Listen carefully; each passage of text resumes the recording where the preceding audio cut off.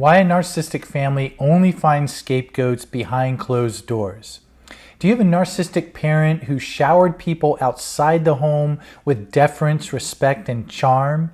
And yet did that same parent have no trouble turning on you once the doors to the outside world were closed?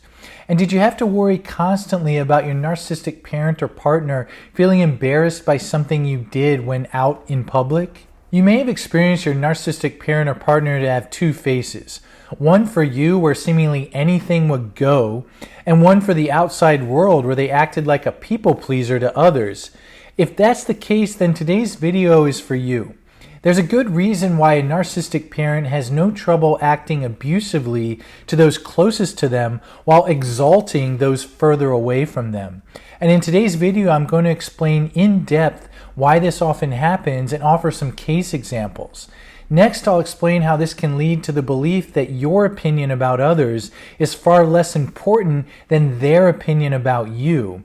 And if you watch until the end, I'll offer an exercise to help you push through any anxiety about elevating the importance of your own opinion so that you feel in greater possession of yourself as you move through the world. Well, my name is Jay Reed, and I'm a licensed psychotherapist in California, and I specialize in helping individuals recover from narcissistic abuse, both in individual therapy and through my online course and accompanying Facebook group community. And so in therapy and in the course, we take a three-pronged approach to recovery. The first is making sense of what happened. Next is gaining distance from the narcissistic abuser, and that includes psychological, emotional, sometimes physical distance. And third is living in defiance of the narcissist rules. And today's video falls under the category of making sense of what happened. And there's another good resource for making sense of what happened, and that's my free ebook for survivors, scapegoat survivors of a narcissistic parent or partner. It's called Surviving Narcissistic Abuse as the Scapegoat. And it gets in depth into the specific kinds of beliefs that may have to be adopted to survive a narcissistic abuser. And these beliefs are often painful and involve a lot of suffering, but they're necessary to maintain the narcissistic abuser's willingness to stay in relationship to you. And if, for a kid, it's a matter of survival that they keep that parent, that narcissistic parent, willing to care for them. And in the end, I think by reading the book, you'll get to see clearly why all of the suffering involved as the survivor was really not the survivor's fault, but was a product of having to deal with psychological and emotional problems on the part of the narcissistic abuser that narcissistic person was unwilling to deal with themselves. And if you haven't done so already, I'd encourage you to hit the subscribe button, because then you'll get alerted. If you turn notifications on, you'll get alerted to when I post new videos. So why a narcissist looks up to those outside the home and looks down on the scapegoated child in the home. Well, a narcissistic person is constantly rank ordering people they meet according to their perceived status, because they want to know where the narcissistic person, stands in relation to everyone else. And typically when a narcissist is around people they perceive to be of higher status, they'll feel special to be in the company of others so grand. They'll often have difficulty seeing others as being equal status to them. However, as many scapegoat children and partners can attest, they often perceive those closest to them, at least some of those people closest to them, to be of lower status. Now, this constant slotting of people to be either above or below them is a very fragile arrangement and can leave them, the narcissist, feeling very weak in their core selves. Well, this feeling of weakness that many narcissists would ardently deny can lead them to only see people as higher status as those people who are further away from them, and those of lower status to be those who are closer to them. And the reason is that the narcissistic person can feel very vulnerable to being shamed or humiliated by someone of higher status, but they hold no such fear towards someone they regard as lower status.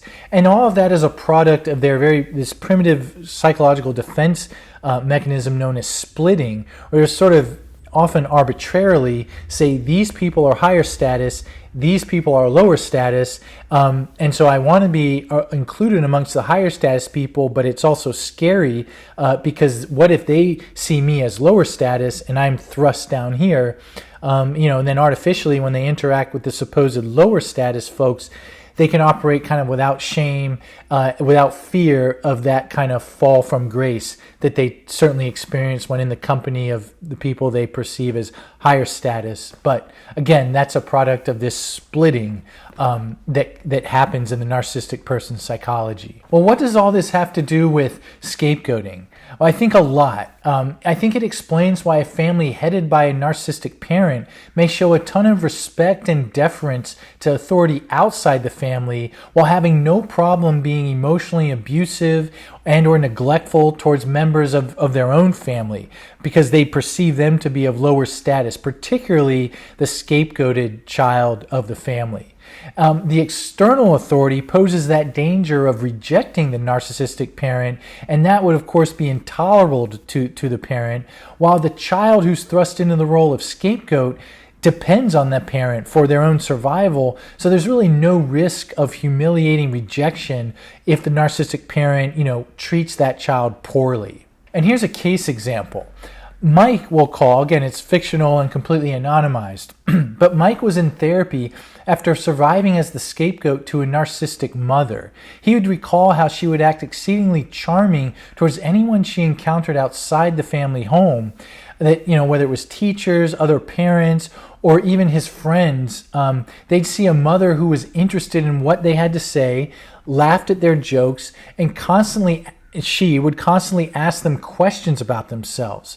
But when he was home alone with her, she'd walk around the house and find excuses to yell at him. She would claim he hadn't done a chore she'd asked him to do, and then launch into a screaming tirade at him for being selfish and taking her and the family for granted. And Mike would recall that if the doorbell rang while she was screaming at him, she'd instantly change her state and present that smiling facade back to the person who was at the door. Mike, in therapy, was struck by how seamlessly his mother could move from feeling entitled to act so tyrannically towards him, and then would seem to cower in the face of those outside the home. She seemed to fear their opinion of her far more than she worried about Mike's opinion of her.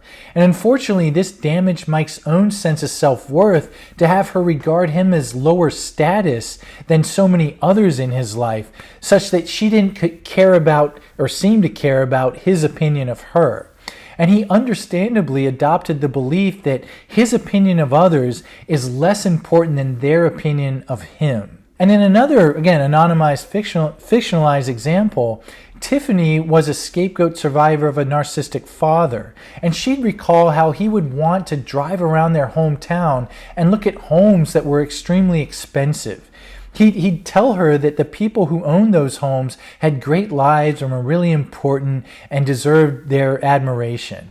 And typically when they got home, her father would find a reason to yell at Tiffany in ways that left her feeling like he was irreparably disappointed in who she was as a person. Similar to Mike's mother, Tiffany's father saw the people in those big homes to be higher status than him, yet he had no trouble treating Tiffany as though she were lower status than him. And of course, Tiffany adopted a similar belief to Mike that she was inherently of lower status than others.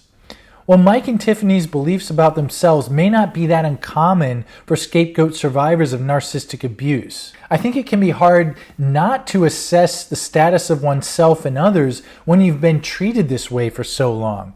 And I mean, doing so was a matter of survival while the abuse was happening, and adopting the belief that one is of lower status than others actually requires one to consistently assess one's status relative to others, even if the outcome is often of being kind of on the losing end of that continual assessment. Well, here's an exercise to challenge the belief that you somehow or another have lower status than others. You know, the legacy of a narcissistic parent making you feel lower status to strangers may play out in your experience in public spaces. So for example, do you find yourself being exceedingly careful not to bump into others when walking down the street, or making anything but a pleasant face And I don't mean the way that we all typically want to, get along in life, but in a way that feels anxiety-ridden or interruptive of your experience and even preoccupying. If that's the case, then you might experiment with ways of taking up more space in these kind of public areas to see that nothing calamitous happens anymore when the supposed higher status strangers are not prioritized over yourself, where you're each giving kind of equal billing. So if you typically walk hurriedly across crosswalks because it feels, say, anxiety producing for a car to wait for you or to know that anyone's waiting for you, then you might experiment with walking at a normal pace and just seeing what happens. Or if you're on a crowded sidewalk, bus, train, or airport, you might also experiment with expecting others to respect your personal space as much as you are working to respect theirs. And this doesn't mean like intentionally acting in ways that will invite rebuke, but rather to calibrate any over concern for others to something that is more balanced and considering of your worth and rights.